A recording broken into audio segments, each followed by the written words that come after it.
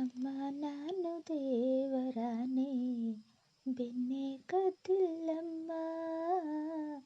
ಅಮ್ಮ ನಾನು ದೇವರಾನೆ ಬೆನ್ನೆ ಕದ್ದಿಲ್ಲಮ್ಮ.